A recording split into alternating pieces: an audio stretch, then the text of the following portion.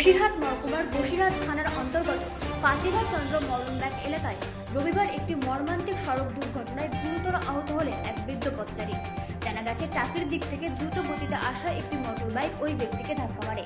দুর্ঘটনার পর গুরুতর আহত অবস্থায় তাকে প্রথমে স্থানীয় হাসপাতালে নিয়ে যাওয়া হয়। পরে অবস্থার অবনতি হওয়ায় তাকে কলকাতায় স্থানান্তর করা হয়েছে। চিকিৎসকরা জানিয়েছেন তার অবস্থা আশঙ্কাজনক। এই ঘটনাকে কেন্দ্র করে এলাকায় উত্তেজনা ছড়িয়ে পড়ে।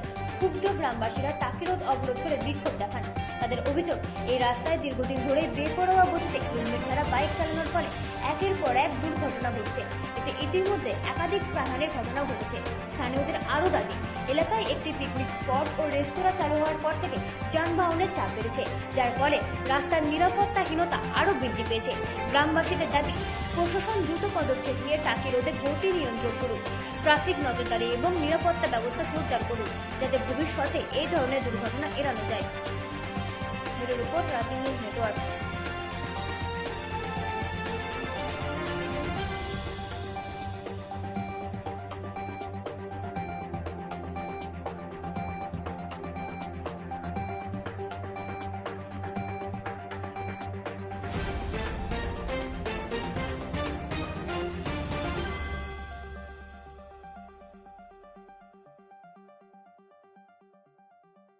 বলছি, আজকে এই অবরোধটা করা হয়েছে, গ্রামবাসীরা করেছে এই কারণে, কারণ এখানে এই নতুন রাস্তা হওয়ার আগে বাম্পার ছিল, ওইখানে একটা ওইখানে একটা।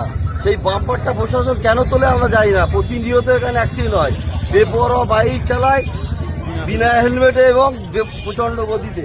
এই জায়গায় প্রচণ্ড ডাউন হওয়ার থেকে মানুষ উঠতে গেলে, আমাদের গ্রামবাসীরা উঠতে গেলে প্রতিনিয়ত অ্যাক্সিডেন্ট হচ্ছে। আজকে একজন বয়স্ক লোক অ্যাক্সিডেন্ট করেছে এবং তাকে খুব আশঙ্কাজনক নিয়ে যাওয়ার অবস্থায়। এই ঘোষবাড়ি এখানে এত জাম, অ্যাম্বুলেন্সকে করে তাকে নিয়ে যাওয়া যাচ্ছে না। তাই আমাদের গ্রামবাসীরা মিলে অবরোধ করেছে, প্রশাসন যাতে দৃষ্টি আকর্ষণ করে জিনিসটাকে, তার জন্য আর যাতে বাম্পারটা করে দেয় তার জন্য এই অবরোধ করা হচ্ছে। প্রশাসন আসবে, তারপরে এই অবরোধ উঠবে। আপনার নাম?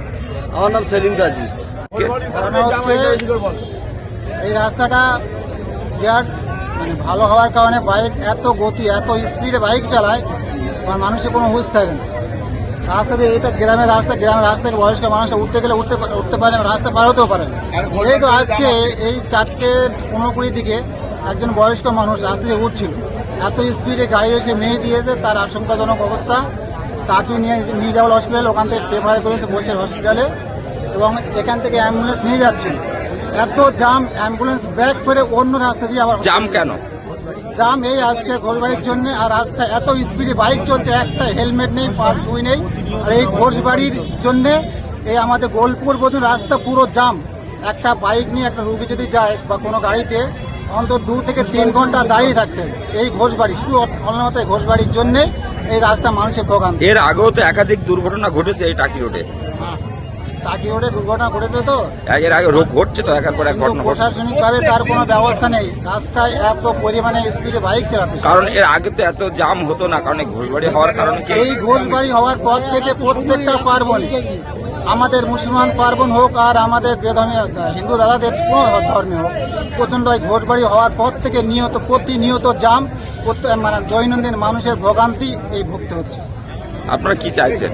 আমরা চাইছি প্রশাসনিকভাবে রাস্তা যাতে ক্লিয়ার থাকে বা বাইক নিয়ন্ত্রণে চলতে পারে। রাস্তা 2 সাইডে দিলে বাম্পার ছিল মরণ ব্যাগে, এটা মরণ ব্যাগ এবং খুব ডেঞ্জারাস ব্যাগ। আমরা চাইছি যে প্রশাসনিকভাবে দায়িত্ব নিক, বাইকের গতি নিয়ন্ত্রণ করা এবং রাস্তাতে সুস্থভাবে, বিশেষ করে ঘোষবাড়ির ওই জায়গাটা রাস্তাটা বন্ধ করে দিয়ে অন্তত রাস্তা ক্লিয়ার করে, যা হয় ভিতরের দিকে হোক, রাস্তা অন্তত ক্লিয়ার। আপনার নাম? হ্যাঁ, আপনার নাম? আমার নাম আব্দুল সামাদ।